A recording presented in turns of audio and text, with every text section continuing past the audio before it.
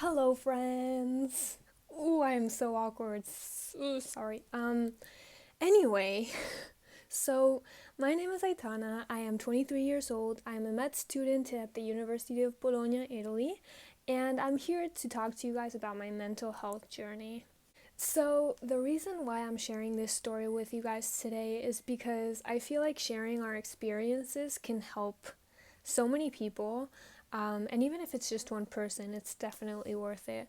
I found myself preaching on social media just about every day about breaking the stigma that surrounds mental health problems. And I am the first person who still hasn't shared her story, which honestly makes me feel like a giant hypocrite because I have not publicly shared my story. And I know it's not necessary, and my parents are probably gonna kill me, but you know what? It's alright. I'm here because I know how hard it is to feel alone, to feel worthless, to feel weird, because who does this happen to, you know? But it just happens to so many people, and so many people would think that I have my shit together, and I really don't, because no one fully has their shit together. So here I am to openly share my struggles with you and openly share my journey with you and hopefully help you. Um, and just know that you're not alone because that's something that I've struggled with. So, this story, just like every person's story, is extremely long, and I don't want to make a 3 hour video, so I'm going to try to summarize it as clearly as possible. And maybe in the future, if you guys want to hear more about it, I can make videos about specific topics and events that happened. And so, yeah, I think the first big important event that happened in my life was when I was 8 and I moved from Spain because I'm Spanish. I moved from Spain to the United States. When I was 8, I didn't know English. I didn't know anyone there. And from what I remember, I was in Los Angeles just one day before I started third grade. And it was challenging because, you know, third graders, they're kids. I didn't know the language. They'd make fun of me for not knowing the language. I wouldn't want to go to school. I was pretty much bullied every day. I would cry because I couldn't understand anyone. I couldn't understand the teacher. Everyone was doing the best they could. I, shout out to my friends, Jeremy and Scarlett, for speaking Spanish to me because you guys saved my life and I am so fond of you guys. But yeah, that's basically where it started. Um, I I eventually learned English, but I was still very insecure about it because you kind of grow up with that insecurity of like, this is my second language, but then at the same time I was only 8 when I left Spain, so I didn't really know Spanish either. It was weird because I didn't know what home was. I didn't know what my first language was. It was just a big mess because I didn't fully identify as Spanish. I didn't fully identify as American. It was kind of weird. And when I went back to Spain during the summers, everyone would call me the American. When I went back to LA, everyone would call me the Spaniard, and it was just a big mess. It was like a big identity crisis because I didn't know, honestly, like who I was or where I was from, or I couldn't relate to anyone fully, and that made me feel extremely alone. Um, but you know what? I found awesome friends. I started swimming. I was happy. I had a future. I wanted to go to UCLA. I was just so excited about my future. I got straight A's all the time. a perfectionist. I was happy. I was so happy. And then my parents decided to bring me back to Spain when I was around 15 years old. I feel like this is a big traumatizing event for me because it was very, very, very hard for me to adapt to Spain because I felt like I couldn't identify with anyone that lived here. I felt super alone. I missed my friends back home. I missed my life back home. I missed the future that I had planned for me back home that would be easy to not easy to achieve, but easier to achieve than if I were in Spain. And I also struggled with the language.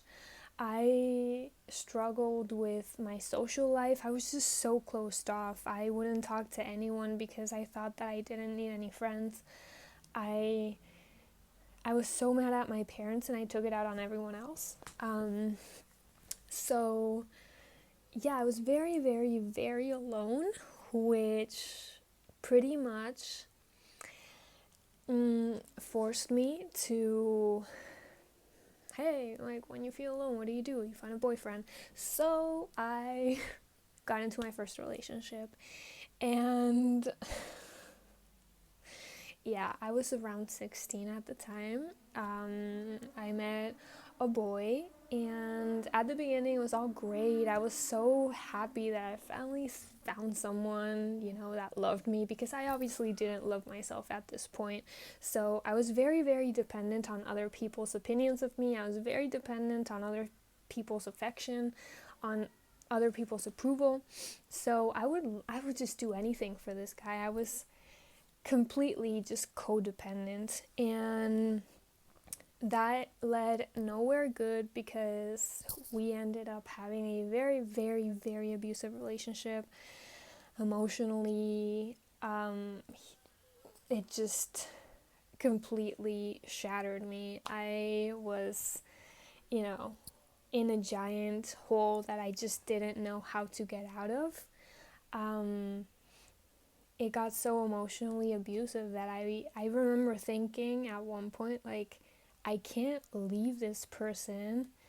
I need to kill myself because I can't physically leave this person. I'm like addicted to him and to this relationship, this really, really toxic relationship. He was like a drug to me, and I was completely addicted, and I couldn't get out, and just my relationships with the few friends I had just went down this shitter. My grades, inexistent. Everything was just him. Like, he was just the center of my universe, and this is mainly due to self-esteem issues, which I would love to make a video about because I'm super passionate about that, about self-esteem education. So I remember one day just looking in the mirror and like asking myself, like, who are you? I don't know who you are. Who are you? Because I felt like I was just a sum of everyone around me. I was not my own person. I didn't know who I was. My self-concept was so inexistent that, how can you love yourself when you don't even know yourself? You can't. And that's the first problem. I just didn't know who I was, and I couldn't love myself enough to give myself the affection I needed, the love I needed, the approval I needed. No, I needed that from a boy. And that's why it got so bad, because I just could not leave. So this relationship lasted for about 3 to 3.5 years. I got cheated on, I don't know how many times. He even got into another relationship while he was with me. It was a big, big mess, and I guess I just got tired and I left him by the end of those 3 or 3.5 years. But before that happened, I had to choose a career path. My lifelong vocation has been medicine, but my GPA did not allow me to get into medicine because, well, I would spend every single day with this guy. I would go to his house the day before a physics exam and sit at his door crying, waiting for him to come out and forgive me for whatever he did. So, yeah, I really just lost myself. I didn't take care of myself as much as I should have. And this is a big, this made a big impact on my mental health. By the end of it, I guess I just got tired, like I said, and I blocked him on everything. I have been through 3 bachelor programs, I guess. Physical therapy, I spent 2 weeks there. Then I changed my mind, went into environmental science because I wanted to be a researcher. Spent a year at environmental sciences, and then I went into biotechnology and spent a year there as well. This period of my life was probably the worst, because everyone tells you about their toxic, abusive relationship. No one tells you about the sequels of that, and the sequels were horrible. They were horrifying. They were worse than the relationship. I was so completely broken. I hated myself. I felt worthless. I was so depressed and had so much anxiety, and I thought that the only way to love myself was to get super high grades, which I didn't because, well, I was depressed. I couldn't concentrate on anything. I couldn't keep healthy relationships. I was so lost. And when it just started getting super bad, I started self-harming. I started really having extremely negative thoughts about myself. I was lost. I just didn't want to keep, living. I didn't want to keep doing it because it was just so hard. It was so hard. I felt like I had no one. I had no good friends that knew what was happening. My family was just traumatized from my relationship, and they didn't trust me, and everything was just, I was so alone. I only had my therapist at this point, which, thank you, therapist. I love her. But yeah, it got to a point where I just wanted to end everything.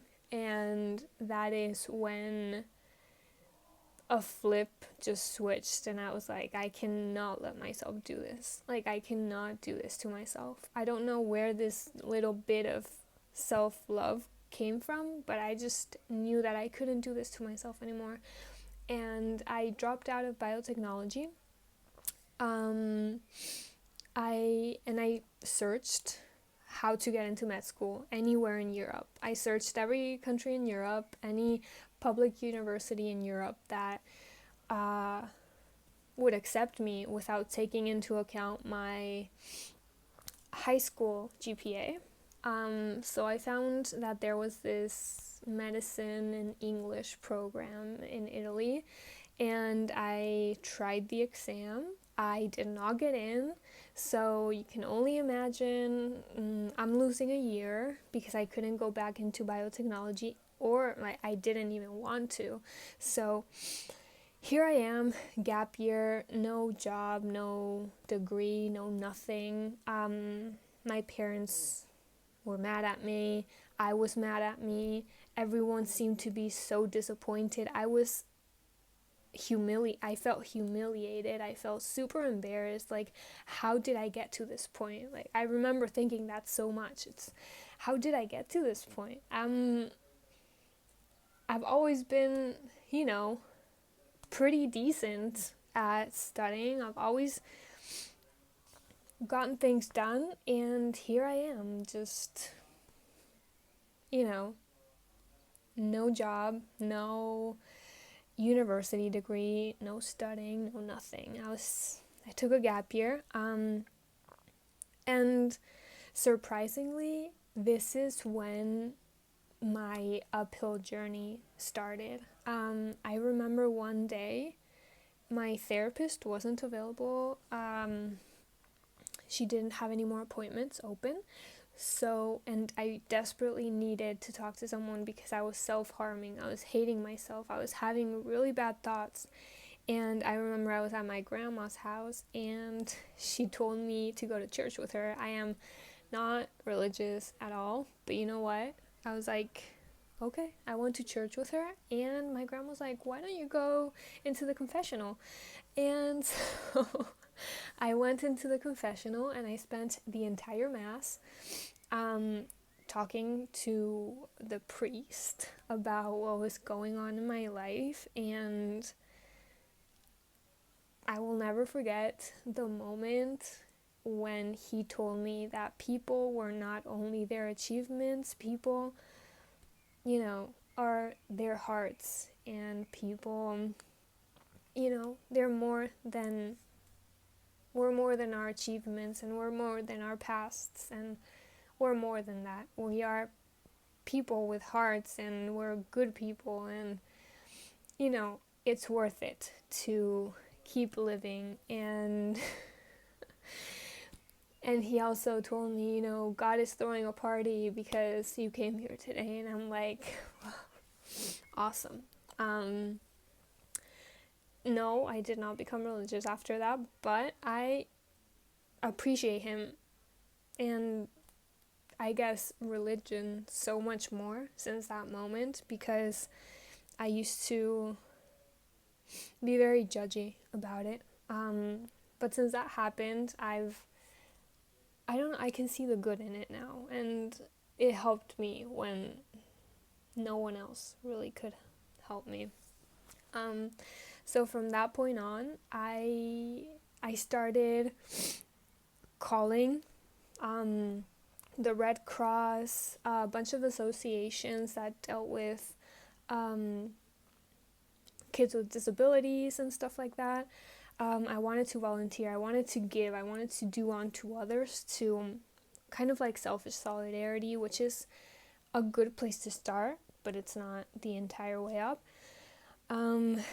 I wanted to feel better about myself. I've always felt a lot better about myself when I make other people feel better about themselves. So I started volunteering at the hospital, at the pediatrics floor, doing, drawing with kids, playing with them, talking to them twice a week. I also I interned at a neuroscience lab because, I'd been in biotech for practically 2 years. I could do, the experiments that they asked me to, and very grateful for that opportunity. So I was there for a year. I volunteered for a year, and after that, my parents told me that I either had to study or I had to work. So I decided to move to Italy to work as a nanny at a house with a 3-year-old and a 1-year-old, and that lasted for about 3 months. And then I tried the exam again. I was not going to give up because this was my vocation, this was my dream, and I only have a plan A. When picking a degree or career, there really was no plan B for me. This is just what I wanted, and that's what it was going to be. So I tried the exam again and I passed it, and I got into med school at the University of Bologna, which is great. I was proud of myself. It was I couldn't even believe it, you know? Still to this day I kind of have imposter syndrome because like I've spent my entire life just thinking I just was never enough. I was worthless. I wasn't smart enough. I wasn't enough, you know, or thinking I was too much for people to deal with. And but in the end, you know what? I made it happen for myself, and I am so proud of myself, and I'm just proud. But you know, then again, recovery and looking and finding happiness, this is not linear. Like, recovery is not linear. You relapse time and time again, and you learn how to pick yourself back up from those relapses, because that's what it's all about. It's all about adapting, it's all about coping, it's all about developing mechanisms to be able to adapt and cope. Learning about yourself, learning what works, what doesn't work for you. This is what it's about. And I did relapse, and it's okay to relapse. And I really want everyone to know it's okay to relapse, and it's okay, you know, to not be perfect. It's okay to be sad, and it's okay to not be you're at 100 all the time. Jesus Christ. I'm sorry about that. So like I was saying, it is totally fine to relapse. It is normal. It is not a failure. It is a learning opportunity. And I did relapse. This past semester, I didn't do any exam. And the ones that I did, I passed. I don't know why, honestly, because the teacher felt bad for me. And I rejected the grades because I don't want people to feel bad for me and pass me. So, yeah, I did relapse. I met another boy that had the same narcissistic traits that my first boyfriend did, and obviously I got super attached. He treated me like shit. You know what? There I was all for getting his affection, his love, his approval, everything. And I was 100% in it for him, and I saw myself in this situation. I saw that I couldn't get out. It was so similar to my past, and it just made me go back to that place, and it really made me fall back into a depressive episode and a super anxious episode, and I couldn't sleep. I couldn't study, I couldn't concentrate. I would have panic attacks every single day. I'd be in the library studying, and I'd have to go into the bathroom to like have the anxiety attack and let it pass and then go back to studying, but I couldn't concentrate. Like, I would spend every single day at the library, but I could not concentrate, and I didn't do any of my final exams. But like, it got to a point where, you know, the cycle of perfectionism, like, this is what I want, to these are expectations that are way too high at this moment, taking into account your mental health. And then it's the depression of like, I'm not good enough, I'm worthless, I didn't do this extremely impossible, you know, or almost impossible thing that I demand of myself. And it was just that cycle. It was like, I couldn't concentrate, anxiety because I couldn't concentrate. I was blocked, panic attack before the exam, depression afterwards because I did not do anything, and I felt worthless. I felt stupid. And by the end of that, I I I just wanted to shut my mind off for like a couple of days. I really needed to sleep, right? And I'd been on medication for anxiety, and I abused of that medication, and I took way too many pills, and I ended up just basically roofied. I didn't know where I was. I didn't know what was happening. I called my two bestest friends, just crying and like desperate, because I didn't know, like, I couldn't control myself anymore, and I couldn't control what was going on around me. And honestly, you can only control yourself. You can't control anything besides yourself. And when you lose that control over yourself, it's pretty scary. So they took me to the ER. I honestly don't remember anything that happened since I took the pills till like a week later, because it's all completely gone. I don't remember anything. And so my parents brought me back to Spain. I went into intense psychological treatment. I had sessions with my therapist every single day. And I really worked on my self-esteem, on loving myself a lot more, on how do I love myself, why is it important to love myself. And I realized that self-esteem is just the base of everything.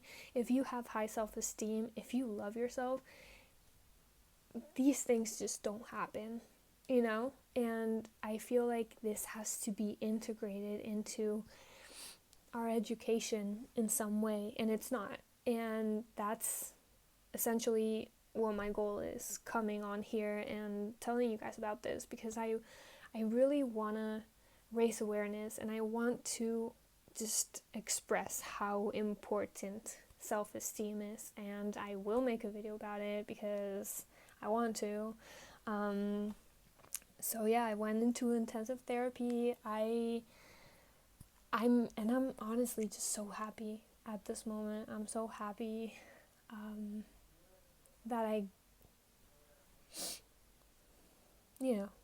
that I have supportive friends, that I have a supportive family, that I have a supportive therapist that understands me and that really helps me. And I am so grateful for, honestly, everything that has happened to me, because thanks to everything that has happened to me, I can come on here and potentially help other people, and that just makes me super happy, and it makes everything just worth it. And yeah, so that is my story. I really hope you guys enjoyed it. I hope you learned something about me, maybe learned something about yourself, maybe feel better about yourself.